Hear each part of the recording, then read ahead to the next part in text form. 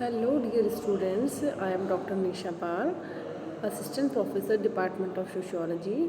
So in the lecture of today's we will see the meaning and the definition of sociology. So let's continue. Here you can see in the video समाज शास्त्र का अर्थ एवं परिभाषा। तो सबसे पहले बच्चों मैंने हिंदी में लिखा है समाज शास्त्र, जिसको हम इंग्लिश में क्या बोलते हैं, सोशियोलॉजी। सबसे पहले मैं आपको ये बोलूँगी इसका प्रोनाउंसिएशन बिल्कुल ठीक करना है, क्योंकि सभी बच्चे इसका प्रोनाउंसिएशन गलत करते हैं। आपको क्या बोलना है, सोशियोलॉजी। ओके, तो ये दो शब्दों से मिलकर बना है। पहला शब्द आप देखेंगे सोशियस, SOCIUS, और दूसरा शब्द है लोगस, LOGUS। अब पहला जो शब्द है सोशियस, ये लैटिन भाषा का है और दूसरा शब्द है ग्रीक भाषा का। तो इसको बच्चे अक्सर पेपर में गलत करते हैं। सोशियस को लिखते हैं ग्रीक भाषा और कई बार लोगस को लिख देते हैं, लोगस को लिखते हैं लैटिन भाषा। तो आप मैंने ब्रैकेट में लिखा है, ये देखिए इधर आप LG मैंने यहाँ पे आपको मेंशन किया है, राइट। तो ये जो LG है, इस आपने टीवी का ब्रांड भी सुना होगा, है ना। तो L फॉर लैटिन भाषा याद रखना, पहला शब्द जो सोशियस है वो लैटिन भाषा का है, और G फॉर ग्रीक भाषा। तो LG से आपको सीक्वेंस याद रहेगा। ओके, सोशियोलॉजी दो शब्दों से मिलकर बना है, सोशियस एंड लोगस। अब ये देखो, सोशियस का मतलब क्या होता है बच्चों, सोशियस का मतलब होता है समाज, ठीक है, और लोगस का मतलब होता है शास्त्र, जिसको हम क्या बोलते हैं, विज्ञान। अब समाज, अगर मैं आपसे पूछूं बच्चों समाज किसको बोलते हैं, तो समाज से हमारा तात्पर्य है दो या दो से अधिक व्यक्ति जो आपस में अतः निर्भर हो और अंतः संबंधित भी हो, एक दूसरे पे इंटरडिपेंडेंट भी हो। और ओके, तो समाज वो होता है, कभी एक अकेला व्यक्ति समाज का निर्माण नहीं कर सकता। तो समाज बनाने के लिए हमेशा दो या दो से अधिक व्यक्ति होंगे और वो एक दूसरे पर आश्रित भी हों, तब हम क्या बनाते हैं, एक समाज बनाते हैं। अब शास्त्र सुनने में थोड़ा टफ लगता है, लेकिन शास्त्र को थोड़ा सा इजी करते हैं। तो शास्त्र से हमारा तात्पर्य है विज्ञान। और विज्ञान से हमें पता है कोई भी विषय जिसके पीछे अगर हम विज्ञान लगा देते हैं, तो इसका मतलब होता है किसी भी विषय का क्रमबद्ध एवं व्यवस्थित अध्ययन करना क्या कहलाता है, विज्ञान कहलाता है।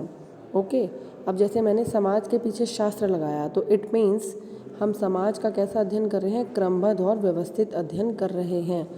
यानी कि प्रॉपर चीज़ें मेथड से हो रही हैं, सीक्वेंस में हो रही हैं, बिना किसी पक्षपात के हो रही है, सत्य पर आधारित हो रही है। क्योंकि अगर सत्य पर आधारित नहीं होगा तो वो विज्ञान नहीं होगा।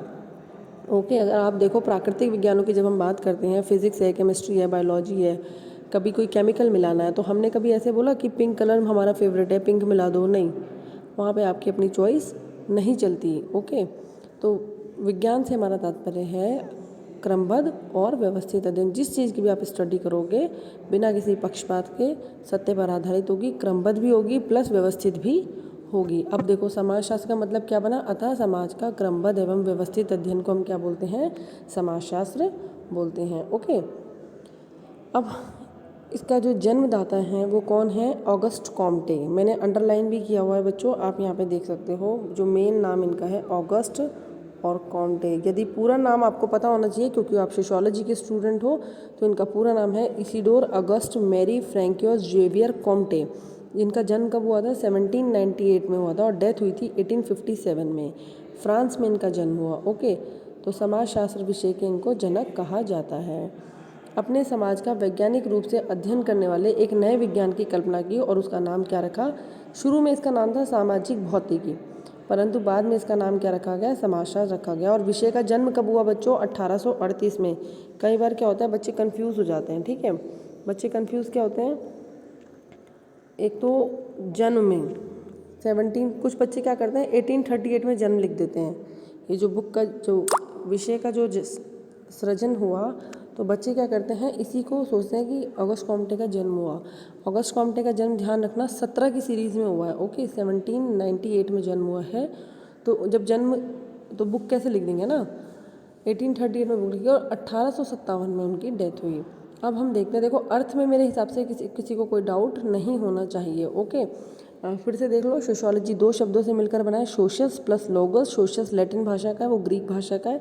सोशियस से हमारा मतलब समाज से है और लोगस से हमारा मतलब शास्त्र से, अर्थात समाज का। मैं एक शब्द में अगर बच्चों आपसे पूछती हूँ कि what is the meaning of sociology, तो आप बोलोगे मैडम समाज का क्रमबद्ध और व्यवस्थित अध्ययन समाजशास्त्र कहलाता है। अब कुछ विद्वान हैं जिन्होंने डेफिनेशन दी है।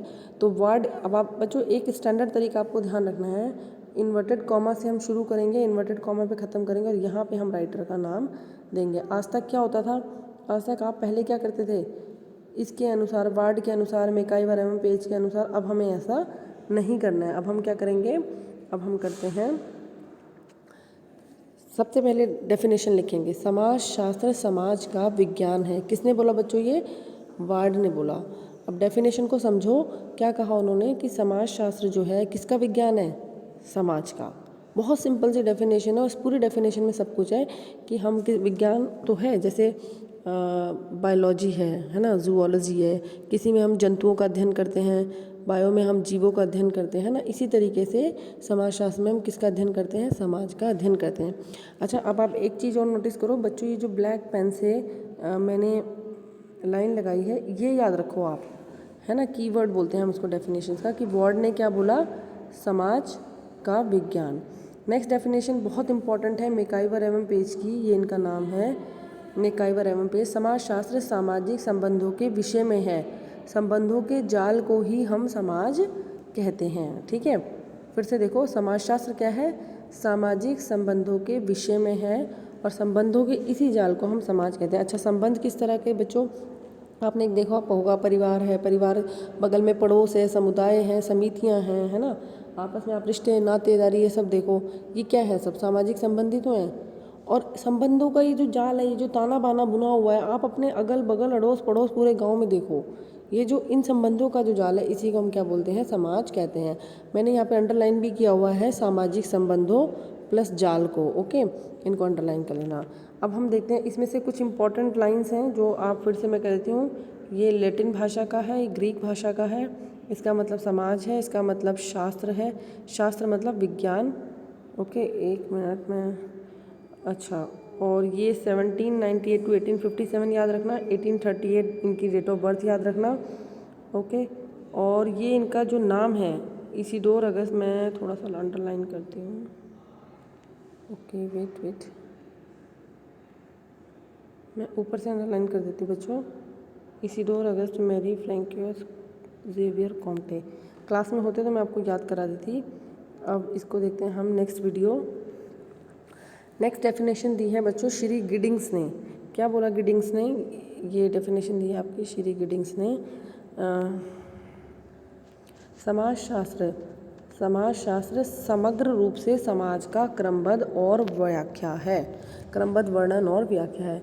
देखो, जब अगर विज्ञान लग गया तो ये चीज़ आप ध्यान रखना कि क्रमबद्ध अध्ययन होगा ही होगा। और किसका हो रहा है, समाज का, क्योंकि शास्त्र किसके पीछे लगा, समाज के। तो समाजशास्त्र समग्र रूप से, यानी समग्र का मतलब है टोटल, पूरे कुल मिला के हम बात करें तो किसका वर्णन करता है, समाज का क्रमबद्ध वर्णन और व्याख्या करता है। नेक्स्ट डेफिनेशन दी है मैक्स वेबर ने, समाजशास्त्र वह विज्ञान है जो सामाजिक क्रिया का अर्थपूर्ण बोध करने का प्रयत्न करता है। इसमें आप सामाजिक क्रिया याद रखना कि मैक्स वेबर ने किसकी बात करी है, मैक्स वेबर ने बात करी है सामाजिक क्रिया की। किसकी बात करी, सामाजिक क्रिया। सामाजिक क्रिया किसको बोलते हैं, देखो बच्चों, दो चीज़ें होती हैं, एक होती है क्रिया और एक होती है सामाजिक क्रिया। आप कुछ भी करो, जैसे आप सपोज एक बंद कमरे में डांस कर रहे हो, दैट इज़ कॉल्ड क्रिया, एक्शन आपने किया लेकिन उससे किसी को प्रभावित नहीं हुआ, ना किसी को फ़र्क पड़ा, ओके। तो लेकिन अगर आप कोई ऐसी क्रिया करते हो जो समाज में दूसरों को प्रभावित करती है, तो जैसे आपने वही डांस एक शादी में किया, है ना, पूरे ग्रुप में किया, समूह के साथ किया, अपने कल्चर में किया, अपनी संस्कृति में किया, है ना, या फिर आपके घर में गीत हो रहे हैं, ढोलक बज रही है, उस पर आप डांस करो, वो सामाजिक क्रिया है। बंद कमरे में करते हो तो वो क्रिया है, ओके। डिफरेंस समझा। तो मैक्स वेबर ने यही कहा कि हम समाज में जो भी क्रिया करते हैं, अगर उसका हम अर्थपूर्ण बोध करें, अर्थपूर्ण यानी कि उसको तरीके से समझें, समझने का प्रयत्न करें, तो वो क्या कहलाता है, समाजशास्त्र कहलाता है। नेक्स्ट देखो, नेक्स्ट डेफिनेशन दी है ऑगस्ट कॉम्टे ने, समाजशास्त्र सामाजिक व्यवस्था और प्रगति का विज्ञान है। किसका विज्ञान है, समाज में एक व्यवस्था होती है उसका, और उस व्यवस्था के साथ साथ हमें प्रगति भी करनी है। ये नहीं कि सिर्फ हमें समाज की स्टडी ही करनी है, यदि समाज में आपको कुछ कमियां दिखाई देती हैं तो आपको उसे दूर करने का प्रयास भी करना है। अब देखो, उन्होंने समाज को एक व्यवस्था माना, इस व्यवस्था के अंतर्गत उन्होंने कहा बहुत सारी उपव्यवस्था होती हैं, और ये सभी भाग एक दूसरे पर आधारित होते हैं और एक दूसरे से संबंधित होते हैं। अब देखो उन्होंने दो तरह की चीज़ें बोली, जिस प्रकार से व्यक्ति का सावयव होता है ना, ओके, यहाँ देखो ये एक व्यक्ति मैंने बनाया, ठीक है। अब आपने देखा आँख, नाक, कान, हाथ, पैर सब कुछ हैं और सब क्या हैं, अलग अलग हैं, सब अपना अपना काम कर रहे हैं। आँखें हैं, आँखें क्या काम कर रही हैं, देखने का। नाक क्या काम कर रही है, सूंघने का। कान क्या काम कर रहे हैं, सुनने का। लेकिन सब एक दूसरे पर आश्रित हैं। फॉर एग्ज़ाम्पल अगर मैं आइज़ को निकाल के टेबल पे रख दूँ तो क्या वो आइज़ काम करेगी, नहीं करेगी। क्या वो ब्यूटीफुल लगेगी, नहीं लगेगी, उल्टा आप डर और जाओगे, है ना। तो इन सारे पार्ट्स का, ये जो सावयव हैं, इन सारे पार्ट्स का महत्व कब है, जब ये एक दूसरे से जुड़े हुए हैं, ठीक है। ये मैंने लिखा भी है अन्योन्याश्रित, यानी कि इंटरडिपेंडेंट है, एक दूसरे पर क्या है, इसका मतलब इंग्लिश में समझ लो इंटरडिपेंडेंट। तो हमारे हाथ, पैर, आँख, नाक, कान क्या हैं, ये पूरी एक बॉडी कब बनती है, जब ये एक दूसरे पर आधारित होती है ना। और तभी वो विशेषीकरण करती है। विशेषीकरण से हमारा मतलब क्या है बच्चों, आँखों का काम क्या है, देखने का। हाथों का काम क्या है, कुछ चीज़ पकड़ने का, करने का, है ना। पैरों का काम क्या है, चलने का। इसको हम बोलते हैं विशेषीकरण। और यही श्रम विभाजन है। श्रम मतलब सारा काम बटा हुआ है, आँखें अपना काम करिए, हाथ अपना काम करे, पैर अपना काम करे।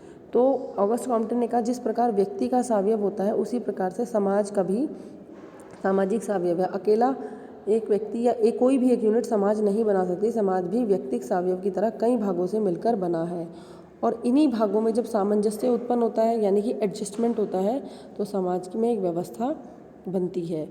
और समाजशास्त्र जीवन की इसी व्यवस्था अर्थात समाज के विभिन्न इंटरडिपेंडेंट भागों के बीच पाए जाने वाले सामंजस्य का अध्ययन करता है। अर्थात समाज में ही वो कहना, इन शॉर्ट अगर हम कहें तो समाज भी कई तरह की भागों से और व्यवस्थाओं से मिलकर बना है। जैसे गांव है, क्या शहरों का महत्व है अगर गांव नहीं है, तो क्या गांव का महत्व है अगर शहर नहीं है, तो सब, यानी कि हर संस्था का अपना महत्व है। परिवार, व्यक्ति का महत्व परिवार से, परिवार किससे बना, व्यक्ति से। तो सब एक दूसरे से जुड़े हैं, सब एक दूसरे पर आश्रित हैं और सब अपना अपना काम कर रहे हैं। किसान अपना काम कर रहा है, डॉक्टर अपना काम कर रहा है, टीचर्स अपना काम कर रहे हैं। इस तरीके से समाज में श्रम का विभाजन भी है और विशेषीकरण भी है और एक दूसरे पर इंटरडिपेंडेंसी भी है। तो इन्हीं सभी संबंधों को, इन्हीं सभी सामंजस्य को जब हम समझते हैं तो क्या कहलाता है, वो समाजशास्त्र कहलाता है। सबसे सिंपल शब्दों में अगर मैं बोले, हम आपको बोलें समाजशास्त्र क्या है, तो आप ये बोल सकते हो कि समाज का हम क्रमबद्ध और व्यवस्थित अध्ययन करते हैं, उसे हम समाजशास्त्र कहते हैं। ठीक है, समाजशास्त्र सामाजिक संबंधों से बना हुआ है और संबंधों के इसी जाल को हम समाजशास्त्र कहते हैं। समाज का क्रमबद्ध वर्णन और व्याख्या क्या है, समाजशास्त्र है। मैक्स वेबर ने क्या कहा, सामाजिक क्रिया को जब हम अच्छे से समझते हैं, उसे समझने का प्रयत्न करते हैं, वो है। ऑगस्ट कॉम्पटन ने क्या कहा कि समाजशास्त्र एक सामाजिक व्यवस्था और प्रगति का विज्ञान है। तो सिर्फ आपको सामंजस्य ही नहीं पढ़ना या फिर संबंधों का अध्ययन ही नहीं करना, यदि समाज में प्रगति के ऑप्शंस आपको दिखते हैं तो वो भी आपको करना है। समाज में यदि आपको कोई समस्या दिखती है तो बीइंग अ सोशियोलॉजी स्टूडेंट्स आपको वो इम्प्रूवमेंट्स भी करना है। तो ये था आपका समाजशास्त्र का अर्थ एवं परिभाषाएँ।